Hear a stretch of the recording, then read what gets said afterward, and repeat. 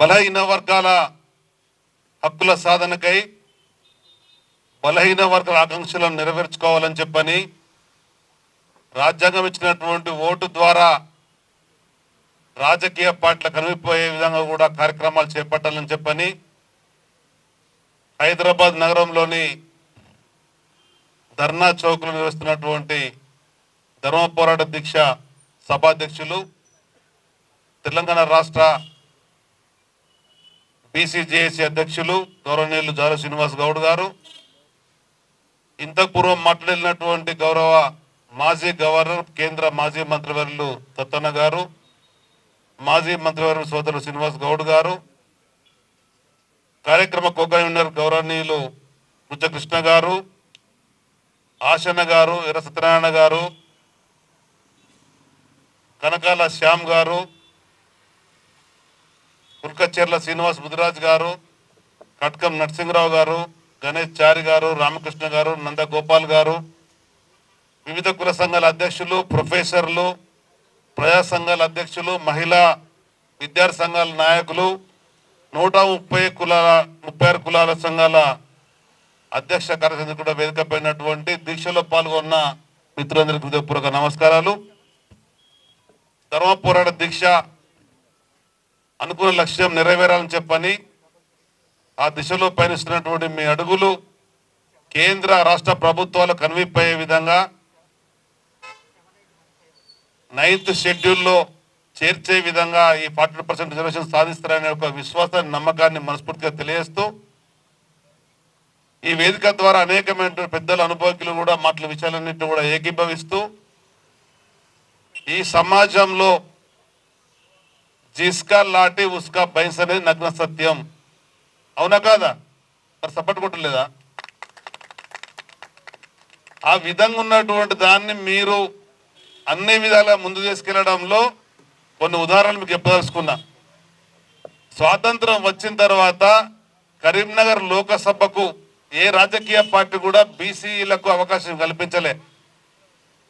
అక్కడ ఉన్నటువంటి వాతావరణం దృష్టి పెట్టినటువంటి ఆనాటి టీడీపీ జాతీయ అధ్యక్షులు చంద్రబాబు నాయుడు గారు ఒక యువ నాయకునికి బీసీ నాయకుని అవకాశం ఇచ్చినట్టయితే ఆదరిస్తారనే ఒక నమ్మకంతో అవకాశం కల్పిస్తాడు. ఈ వేదిక మీద ఉన్నటువంటి మిత్రులతో పాటు కరీంనగర్లో ఉండే ప్రతి బీసీ బిడ్డ కూడా అవకాశం నాకు వచ్చిందని భావిస్తే ఈ రమణ కరీంనగర్ లోకసభకి వెళ్ళి ఏనాడు ఢిల్లీ చూడటువంటి వ్యక్తి కూడా ఢిల్లీ వెళ్ళగలిగిండు అని చెప్పంటే ఆనాడు కరీంనగర్ లోకసభలో ఉండేటువంటి బీసీల ఐక్యత అని చెప్పి మనం చూస్తున్నా.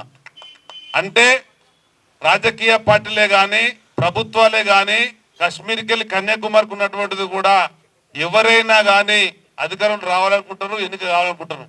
దానికి ప్రధానమైన కారణం ఇవాళ మనం చూసినట్టయితే నేను 96లో లోక్సభకి వెళ్ళిన తర్వాత కాంగ్రెస్ పార్టీకి వెళ్ళి పొన్నం ప్రభాకర్ గారికి ఇవ్వడం జరిగింది. పొన్నం ప్రభాకర్ గౌడ్ గారు 2009లో కరీంనగర్ లోక్సభకి వెళ్ళి ఎంపీ అయింది. అదేవిధంగా సోదరుడు బండి సంజయ్ గారు కరీంనగర్ లోక్సభకి వెళ్ళి బీజేపీ ఎంపీ కాగలిగిండు. బీసీ బిడ్డ ఇలా కేంద్ర మంత్రి అయిండు. అంటే మనం ఒక పట్టుదలతోని ఒక కసితోని వచ్చినటువంటి అవకాశాల గురించి నిరంతరం పోరాడినట్టయితే తప్పకుండా ఎదగొచ్చు అని చెప్పని కరీంనగర్ లోకసభని ఆనాడు పెద్దలు ఆర్ కృష్ణయ్య గారు, శ్రీనివాస్ గౌడ్ గారు, కృష్ణ గారు కరీంనగర్ జిల్లాలో ఉండేటువంటి ప్రతి కార్యకర్త కూడా పనిచేయడం వల్ల సాధించడానికి అనుగుణంగా నేను కూడా ఎంపీ అయిన తర్వాత కేంద్రంలో ఉండేటువంటి ఆనాడు మంత్రి స్వర్గీయ ఎర్రంనాయుడు గారిని పట్టుకొని ప్రధానమంత్రి గారి దగ్గర ఆర్ కృష్ణయ్య గారి పేరునే మనం ఆనాడు అపాయింట్మెంట్ తీసుకున్నాం. అంతవరకు ఎప్పుడు కూడా అక్కడ ఉండేటువంటి పార్లమెంట్ సభ్యుల పేరు మీదనో మంత్రుల పేరు అపాయింట్మెంట్ ఉండే. మొట్టమొదటిసారి కరీంనగర్ లోకసభ సభ్యుని ఎన్నికైన తర్వాత నేను ఏ ఆర్ కృష్ణయ్య గారు బీసీ బిడ్డల వాళ్ళ ఎంపీ అయినో వారి నాయకత్వంలోనే ప్రధానమంత్రి కలిసినాం. వారి నాయకత్వంలో అనేక కార్యక్రమాలు చేసుకొని కూడా అభివృద్ధి ఫలితాలు పొందినాం. ఇవాళ నేను మీకు చెప్పేటువంటి విషయం ప్రధానమైనటువంటిది కాంగ్రెస్ పార్టీ దేశంలో ఉన్నటువంటి పరిస్థితికి అనుగుణంగా ఆలోచన చేసుకొని జిస్కా ఆపాది ఉత్నా ఇస్తా అని చెప్పన్నది. అంటే ఆ పార్టీ అధికారంలోకి రావాలంటే ఏ వర్గాలకైతే ఇవాళ మాకు న్యాయం జరగడం లేదని భావిస్తున్నారో అటువంటి వర్గాలు వాళ్ళు ఆకట్టుకునే విధంగా కూడా ఒక నిర్ణయం తీసుకున్నారు.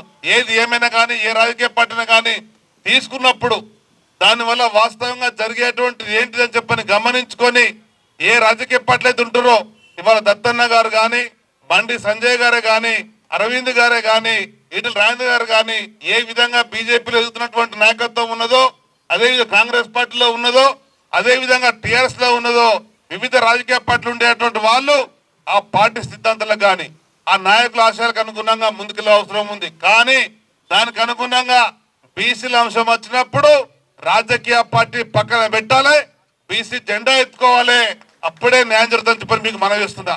ఆ విధంగా మీరు చేసేటువంటి ధర్మ పోరాట దిశగా అనుకున్నాగా రాబోయే కాలంలో ఏ కార్యక్రమం చేపట్టినా కానీ గల్లీకెళ్ళి ఢిల్లీ వరకు జరిగినటువంటి కార్యక్రమాలలో కూడా జగిత్యాలలో కూడా ఏ విధంగా అయితే హైదరాబాద్ తెలంగాణ రాష్ట్రంలో ఏర్పడి జైస్కి అనుగుణంగా జగిత్యాల కూడా ఏర్పడ్డటువంటి వాళ్ళు మేము హైదరాబాద్ వెళ్తామంటే కూడా పంపించడంలో నా వంతుగా కొంత సహకారం కూడా చేసిన. అట్లాగే ప్రతి బీసీ బిడ్డ కూడా తనకున్నటువంటి స్థాయి తగ్గట్టుగా, తనకున్నటువంటి స్తోమత తగ్గట్టుగా తను ఏ విధంగా బీసీ సంబంధించినటువంటి హక్కుల న్యాయమైన పోవడానికి ఉంటారో దానికి అనుగుణంగా సహకరించినట్టయితే తప్పకుండా సాధించుకునేటువంటి విషయాన్ని మనస్ఫూర్తిగా తెలియజేస్తూ ఈ ధర్మపోట దీక్ష ఇక్కడికి ఆగేది కాదు. ప్రభుత్వం వచ్చినటువంటి హామీలకు అనుగుణంగా ఎన్నికల మేనిఫెస్టో హామీలు ఏవైతే ఉన్నాయో అది రాష్ట్ర ప్రభుత్వమైన కేంద్ర ప్రభుత్వమైన వాటి అమలు కొరకు బీసీలలో ఉండేటువంటి పార్లమెంట్ సభ్యులను కానీ, బీసీలలో ఉండే శాసనసభ్యులను కానీ మీరు పిలువండి, మాట్లాడండి. కేంద్ర ప్రభుత్వం బీజేపీ ఎన్డీఏ ఏ విధంగా ఎన్నికల్లో హామీ ఇచ్చింది, ఇచ్చినటువంటి హామీలను ఏ విధంగా వాళ్ళు అమలు చేస్తున్నారు, అమలు తిరిగి చర్చ పెట్టండి. అదేవిధంగా రాష్ట్రాలలో ఉండేటువంటి ప్రభుత్వాలు ఆ పాటించినటువంటివి కూడా తెప్పించుకోండి, దానికి అనుగుణంగా వాళ్ళని పిలవండి. ఒకరు వస్తారా, ఇద్దరు వస్తారా, ముగ్గురు వస్తారా, 10 మంది వస్తారా, సంఖ్య అనేది ఎప్పుడు కూడా ముఖ్యం కానే కాదు. ఏ లక్ష్యం అయితే ఉంటుందో ఆ లక్ష్యాల కొరకు బీసీ సంఘాలు నడుము కట్టినట్టయితే సత్యకుండా వాళ్ళందరూ రావాల్సిందే, ఇక్కడ ఉండవలసిందే. రేపేదైనా మన గాయన పేరునాడు మెడలు వంచేటువంటి శక్తి మన దగ్గర ఉన్నది. కానీ ఒక ప్రధానమైన ఉదాహరణ కూడా ఇవాళ మనం ఏ విధంగా ఆలోచించుకుంటున్నామో ఈ ఆలోచన కూడా ఈ 136 కులాలు ఉండేటువంటి అధ్యక్షులు, రాష్ట్ర అధ్యక్షులే కానీ, జిల్లా అధ్యక్షులే కానీ, గ్రామ అధ్యక్షులే కానీ ఆ కుల సంఘాలు ఉండేటువంటి ఆ వ్యక్తులకు మీరు సమాచారాన్ని ఇవ్వండి. ఎప్పుడైతే మనకి యొక్క ఉద్యోగ రిజర్వేషన్లే కానీ, రాజకీయంగా కానీ, ప్రభుత్వ పథకాల అమలులో కానీ మన వాళ్ళకు న్యాయంగా దక్కనప్పుడు, వాళ్ళకి విషయం తెలియనప్పుడు తెలియపరిచి పలానానికి మీరు అర్హులు, పలానా మనకు రావాల్సిన అవసరం అనేటువంటి అంశం ఎంతవరకైతే మనం ముందు తీసుకెళ్తామో, ఎంతవరకైతే మనం వాళ్ళకి చెప్పగలుగుతామో, ఎంతవరకు వాళ్ళు అర్థం చేసుకోగలుగుతారో అప్పుడు వాళ్ళు మనతో కలిసి వస్తారు. మనకు మనంగా అనుకుంటే మాత్రం ఏ సమస్య కూడా పరిష్కారం నాకు మాత్రం తెలియని అనుభవం లేదు. కానీ నా అనుభవం వచ్చినటువంటిది అనుకున్న విషయం చివరి వ్యక్తిలో చేరే అవసరం ఉన్నది. ఎప్పుడైతే చివరి వ్యక్తి కార్యోన్ముఖుడైతాడో సాధించవచ్చు. దానికి అనుగుణంగానే 30 ఏళ్లలో ఈ రమణ ఎమ్మెల్యే కాగలిగిండు, మంత్రి కాగలిగిండు, లోకసభ సభ్యుడు కాగలిగిండు, టీడీపీ స్టేట్ ప్రెసిడెంట్ కాగలిగిండు, ఇవాళ ఎమ్మెల్సీగా ఉండగలిగిన అంటే బీసీలలో ఉండేటువంటి కసిని, బీసీలలో ఉండేటువంటి పట్టుదలను తోటి కులాల వాళ్ళని కలుపుకొని, తోటి నాయకత్వాన్ని కలుపుకొని, తోటి పట్లను కలుపుకొని వాళ్ళు ఎదగలిగినని చెప్పిన అవసరం వచ్చినప్పుడు నా వరకు నేను సాయం చేయగలుగుతున్నాను చెప్పంటే ఆ విధంగా ఎదిగిన కనుక, ఆ విధంగా స్థాయి పెంచుకునే కనుక ఏ కార్యక్రమం చేయగలుగుతున్నా. ఫస్ట్ గా మీరు తెలంగాణ రాష్ట్రంలో ఉండే అధికార ప్రభుత్వం ఇచ్చినటువంటి ఎన్నికల మేనిఫెస్టోని తెప్పించుకోర్రి. అల్లరి మీరు ఉండొచ్చు. వాటికి అనుగుణంగా కాంగ్రెస్ పార్టీ ఎమ్మెల్యేలను, కాంగ్రెస్ పార్టీ ఎమ్మెల్సీలను, ప్రతిపక్ష పార్టీ ఎమ్మెల్సీలను పిలవండి. దానికి అయ్యేటువంటి ఖర్చులు ఏమంటే నా వంతు కూడా నేను సహకరిస్తా కనుక మీరు ఆ రౌండ్ టేబుల్ సమావేశం పెట్టి అందరిని పిలిచి మీరు నాయకత్వం కూర్చొని ఈ ఇచ్చినటువంటి హామీలు ఇవన్నీ ఉన్నాయి. ఇవన్నీ హామీలలో 22 నెలల పరిపాలన సాగిపోయింది. ఈ 20 నెలల పరిపాలన సాధించింది ఇది, సాధించవలసింది ఇది. నువ్వు అసెంబ్లీలో మాట్లాడతావా, కౌన్సిల్లో మాట్లాడతావా, సెక్రటరియట్ పోతావా, ముఖ్యమంత్రి ఇంటికి పోతావా తెలుసుకుంటావా మాకు తెలియదు. ఇవి ఇచ్చిన హామీకి అనుగుణంగా ప్రభుత్వం అధికారంకి వచ్చింది. వచ్చినటువంటి ప్రభుత్వం ఇవ్వవలసిందైన విధంగా కూడా మీరు కార్యముఖులు కానీ దానికి అనుగుణంగా అర్ధరాత్రి అయినా, అపరాత్రి అయినా, అసెంబ్లీ అయినా, కౌన్సిల్ అయినా కానీ ఈ బీసీ బిడ్డగా ఎల్లరమ్మ మీ వెంటుంటారని చెప్పిన కూడా మనసారా మీకు తెలియజేసుకుంటూ మీరు చేపట్టినటువంటి ధర్మ పోరాట దీక్ష ఇది న్యాయమైంది. ఇది మన వాళ్ళకు ఉండేటువంటి అక్షకు అనుగుణంగా ఉన్నటువంటి అంశాలు కనుక వీటన్నిటిని మీరు ప్రాతిపదికగా తయారు చేసుకోండి. రాబోయే కాలంలో కూడా ఎవరైతే ఇన్నేళ్లుగా మనకు పని చేసి పెట్టిర్రో, ఎవరైతే ఇన్నేళ్లుగా మన హక్కు చేర్చుకున్నారో, ఎవరైతే మన వెంట ఉన్నారో వాళ్ళని కూడా మనం మరవకూడదు. దానికి అనుగుణంగా రాబోయే కాలంలో మనకు ఉండేటువంటి ప్రధాన డిమాండ్లను కూడా ఒకనాడు మనం చూసినాం.